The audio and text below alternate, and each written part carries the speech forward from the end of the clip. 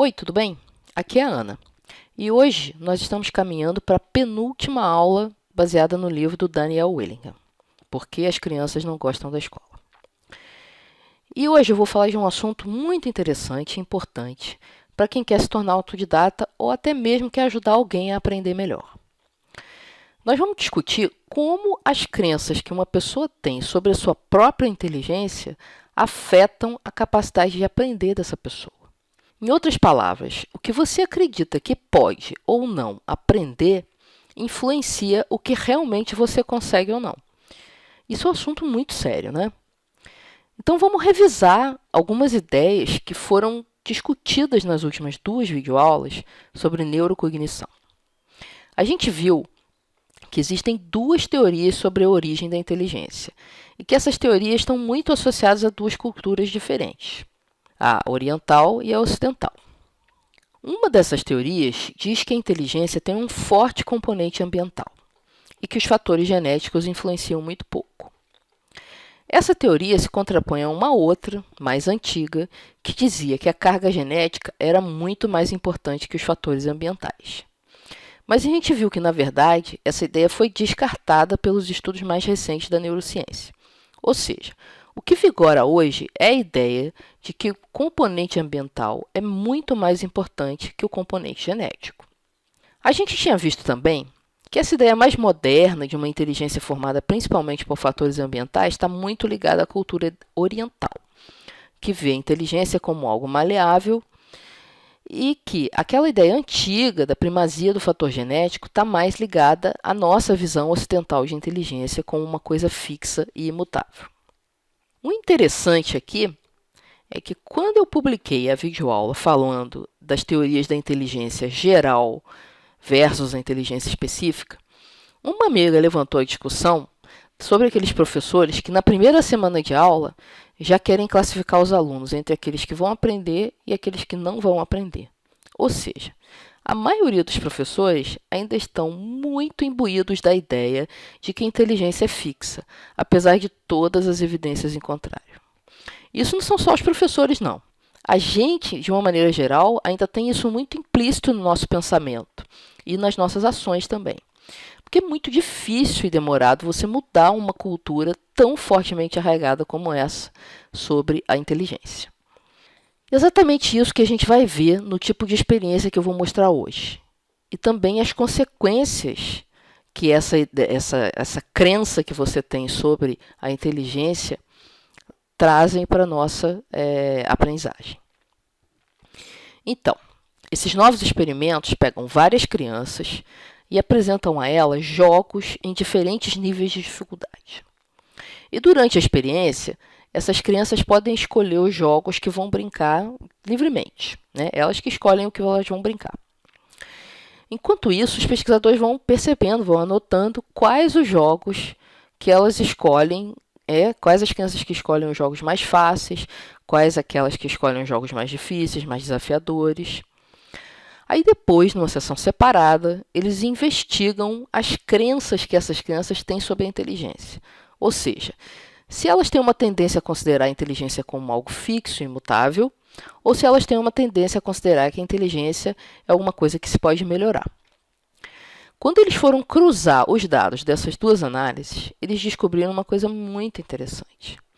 Que as crianças com a tendência a acreditar na inteligência como uma coisa fixa tendiam a escolher os jogos mais fáceis. Enquanto isso, as crianças que acreditavam que a inteligência era maleável tendiam a escolher os jogos mais desafiadores. Isso não tinha nada a ver com o grau de desenvolvimento da criança. Ou seja, dadas duas crianças com o mesmo grau de desenvolvimento cognitivo para aquele tipo de jogo, as escolhas de cada uma iam variar de acordo com aquilo que elas acreditavam sobre a inteligência. A questão aqui é quando você pensa nas consequências disso a médio e longo prazo. O fato é o seguinte: as crianças que escolhem os jogos mais desafiadores tendem a desenvolver mais a sua capacidade cognitiva. Isso faz todo sentido, né? Afinal de contas, quem procura os maiores desafios acaba se tornando mais capacitado e também mais autoconfiante, porque você pega um problema que você sabe que era desafiador e depois resolve esse problema, você vai aumentando a sua autoconfiança. E no final das contas, essa criança acaba mais inteligente também, Porque, na verdade, a inteligência é uma coisa que muda, lembra? Por que isso acontece? O que acontece é que, na verdade, as crianças que acreditam na inteligência como uma coisa fixa e inata, elas têm medo de parecer burras. E elas escolhem sempre aqueles jogos que elas já sabem que elas conseguem dar conta. Com isso, elas evitam o risco de um fracasso a qualquer custo. Enquanto isso, uma criança que tem a confiança de que sua inteligência pode mudar, vai ver o fracasso como um sinal de que ela precisa aprender alguma coisa nova. Não de que ela é burra e está fadada ao fracasso para o resto da vida. Agora, vamos pensar de novo nas consequências disso ao longo da vida de uma pessoa. Quando ela acredita que a inteligência é algo mutável, maleável e que está sob o controle dela ajudar, favorecer essa mudança, ela tem menos medo de se desafiar, de enfrentar desafios, e acaba desenvolvendo cada vez mais novas habilidades. Enquanto isso, a pessoa que acredita que se nasce inteligente ou não, ela está sempre com medo de se ver diante de uma suposta prova da sua burrice. E acaba sempre ficando em volta daquilo que ela já domina. Obviamente que a velocidade de desenvolvimento cognitivo desses dois tipos de pessoa vai ser completamente diferente. E aí tem uma coisa bem interessante aqui, uma outra coisa interessante. Como que a gente fomenta essa crença nas pessoas, principalmente nas crianças, de que a inteligência é maleável e que vale a pena se esforçar para melhorar a inteligência? Um fator fundamental que foi descoberto também por meio de experimentos é a forma como se faz elogios a essa criança.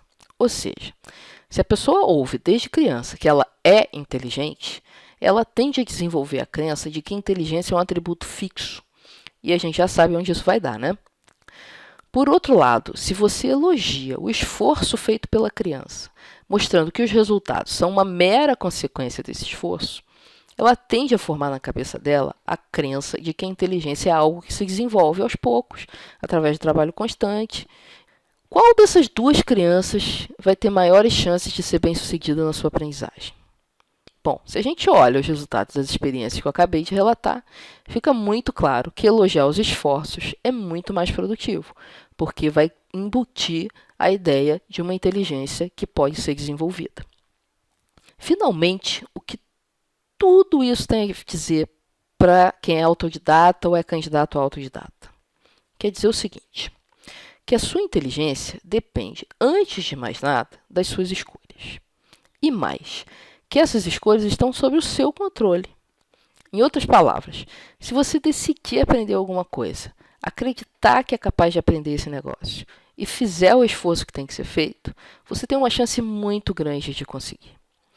O que eu percebo muito nas pessoas à minha volta e até nos comentários de algumas pessoas no blog é que o grande esforço aqui está, na verdade, em superar essa visão ocidental tão arraigada de inteligência fixa. Então eu vejo muita gente assim, eu não sei muito bem se eu vou conseguir aprender uma língua, eu nunca consegui, eu não levo jeito para isso, não é muito a minha praia. Então as pessoas estão muito inseguras com relação à própria inteligência. Então é isso por hoje, pessoal. Na próxima, que vai ser a última videoaula baseada no livro do Willingham, eu vou falar no caminho do autodidata. Ou seja, como é que uma pessoa faz para conquistar a cada dia mais um pedacinho da sua independência cognitiva. Enquanto isso, eu vou adorar se você fizer comentários sobre a videoaula de hoje. O que você acha de tudo isso? Você acredita que somente a forma como vemos a inteligência tem mesmo o poder de mudar a nossa trajetória de aprendizagem? Você conhece alguma história interessante sobre esse assunto? Então conta para nós. Enquanto isso, muito obrigada por ter assistido e até a próxima videoaula.